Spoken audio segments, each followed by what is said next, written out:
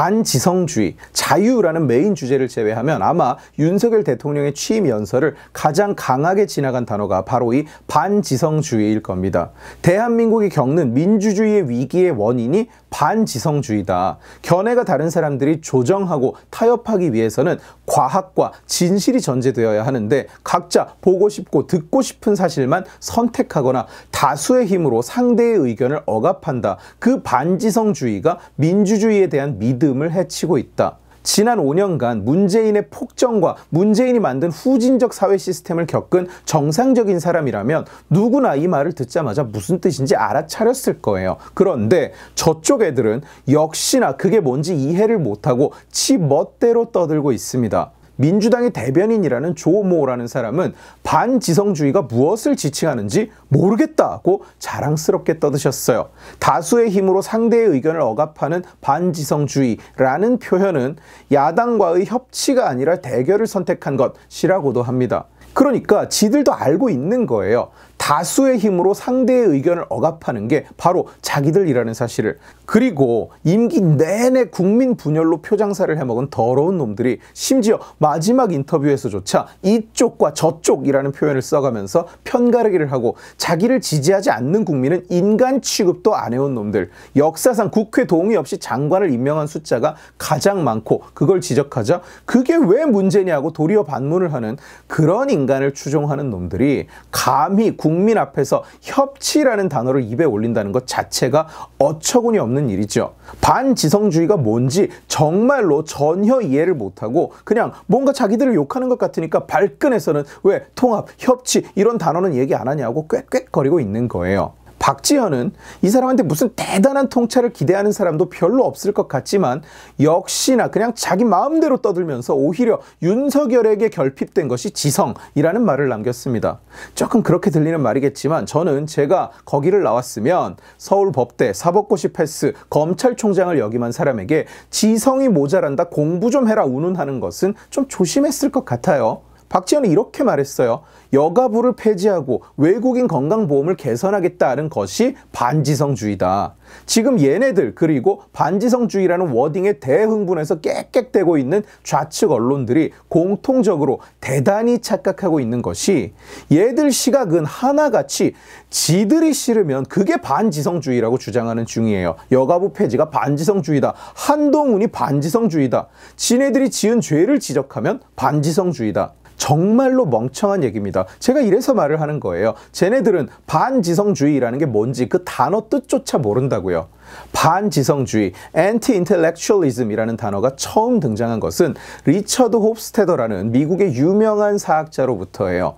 리처드 홉스테더는 한때는 미국 공산당에 가입하기도 했었던 사람인데 본인의 철학이 확립되는 시점부터는 온건한 좌파로서 세상을 바라봅니다. 냉전의 시작을 전후로 미국 내에서 좌는 좌대로 우는 우대로 서로를 증오하면서 강하게 충돌하는 장면을 목도하면서 이 사람은 회의를 많이 느끼게 돼요. 그에 대한 얘기를 풀어놓은 책이 바로 미국인의 반지성주의라는 책입니다. 지금 좌측 언론들은 윤 대통령의 취임 연설 이후에 이 반지성주의라는 단어를 공격하면서 이건 원래 메카시즘을 비판하는 거였는데 윤석열이 메카시즘처럼 진실을 왜곡하고 있고 어쩌고 저쩌고 떠들고 있어요. 그런데 우선 메카시가 뽑았던 리스트는 대부분이 실제로 소비에트와 내통하던 사람들이었고 반지성주의가 메카시즘을 비판하는 단어라고 받아들이는 건 책을 반쪽만 읽고는 지 멋대로 해석한 것에 지나지 않습니다. 리처드 홉스테더가 말하는 지성주의의 정의는 내 자신만이 100% 옳다는 확신을 갖지 않게 하는 안전장치예요. 반지성주의는 이 안전장치가 빠져있는 상태를 정의하는 겁니다. 그러니까 참 웃기죠. 저 좌측 진영, 민주당 지들이 말하고 있는 바로 그것들.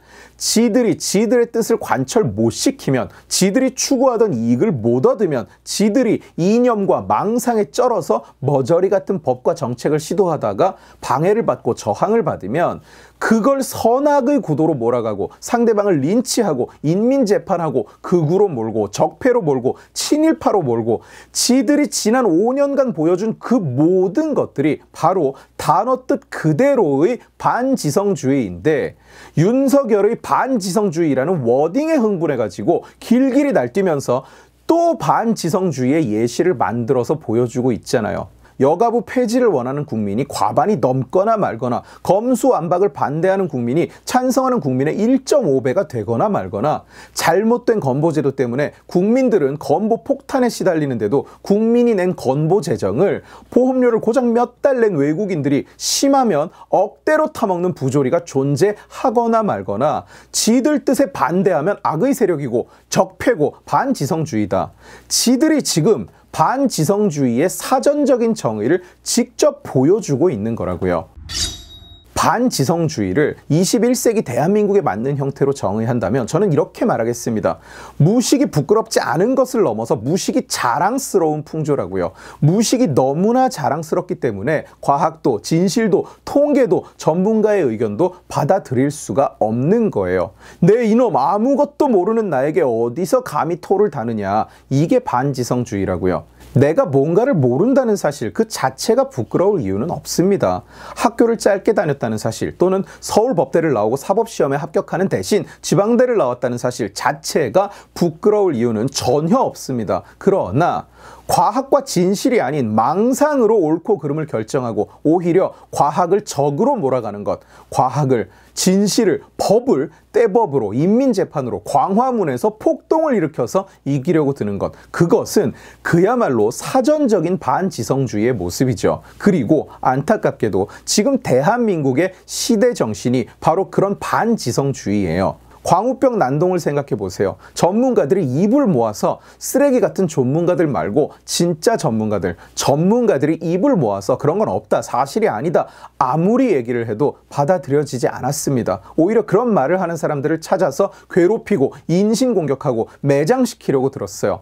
라디오 진행자가 집회 후에 정돈이 필요하다 그랬다고 그 진행자의 남편이 하는 사업을 망하게 하자고 불매운동하고 결국 덕분에 사업에 실패하고 빚더미에 오른 그 사람이 극단적 선택을 하고 마는 이 광기가 바로 반지성주의였습니다. 과학도 진실도 필요 없다. 내가 옳고 너는 틀렸다. 내가 선하고 너는 악하다. 탈원전 대표적인 반지성주의죠. 전문가들이 폭발 안 한다고 해도 안 믿고 안 무너진다고 해도 안 믿고 삼중수소 유출 안 됐다고 해도 안 믿고 전문가들이 뭐라고 떠들든 관계없이 원자력이 뭔지도 잘 모르는 주제에 자기 망상 속의 공포가 진리라고 믿고 오히려 지들보다 훨씬 똑똑한 과학자들, 교수들, 엔지니어들을 원전 마피아라고 부르고 적폐몰이를 하고 원자력 안전에 대해서는 죽사발도 모르는 무슨 법조인, 종교인, 환경단체 이런 인간들끼리 안전위원회를 만들어서 원자력이 안전한지 안전하지 않은지 투표를 하고 합의를 하고 앉아있는 무슨 동전 던지기로 결정을 하는 건지 뭔지 폐해 무슨 이즘 또한 대표적인 반지성주의죠. 생리대에 세금을 없애달라 하고 시위를 시작했는데 알고 보니까 10년도 더 전에 이미 면세 품목이 됐다는 사실을 뒤늦게 집회 도중에 깨닫고는 집회 내용을 바꾸지를 않나. 통계적으로 세계에서 가장 안전한 나라라고 증명이 되어 있는데도 심지어 세계 범죄 통계에는 한국은 범죄 비율이 통계를 왜곡시킬 정도로 낮으니까 통계 해석에 주의해야 된다고 주석이 달려있을 정도인데도 설문조사를 하면 한국이 세계에서 가장 위험한 나라고 매일 집에 무사히 살아서 귀가를 할 수 있을지 걱정된다고 떠드는, 그리고 그렇지 않다고 통계와 과학과 현실을 이야기하면 혐오다, 차별이다, 반지성주의다. 박지원이 얘기하는 게 지금 그거예요. 통계적으로 그런 건 없다. 여가부는 필요 없다. 이렇게 말을 하면 다른 통계를 들고 나오던가 국민 과반수를 박살낼 수 있는 논리를 가지고 나오던가 그건 전혀 없어요. 그냥 자기가 옳아요. 여가부가 필요 없다고 느끼면 그냥 반지성이야. 왜? 지가 옳거든. 그래서 자기는 자기 인생에서 대체 뭘 이루고 살았는지 거의 알 수가 없는 사람이면서도 검찰총장 출신 대통령에게 지성이 모자란다고 호통치는 용기가 나오는 거예요. 무지성은 그냥 뭔가를 모르는 것이라고 한다면 니놈들의 반지성주의는 무지성보다 훨씬 나빠요. 왜? 무지성은 사회에 직접적인 해악을 끼치지는 않거든요. 그러나 니들의 반지성은 어마어마한 해악을 끼치니까요. 세상에 지들만 옳다는 지들식 반지성주의 얘기를 하고 있는데 그걸 또 자랑스럽게 반지성주의로 반박을 하고 있으니 대체 어디부터 풀어가야 됩니까? 이 총체적인 난국을. 역사 속에서 니들과 똑같은 반지성주의의 예시가 있었어요. 크메르 루주라고 불렸습니다. 손이 고운 자, 안경을 쓴 자, 글을 아는 자는 노동자가 아니므로 잡아 가두고 없애버려라. 전문가만 보면 경기를 일으키고 지성의 정도를 지식의 양과 질이 아니라 지식의 방향으로 평가하는, 그리고 니들과 다르면, 니들보다 똑똑하면 다 세상에서 없애버려야 할 존재라고 도장 찍는 니들이랑 똑 닮았죠. 가만히 있으면 2등이나 간다는 말이 있습니다.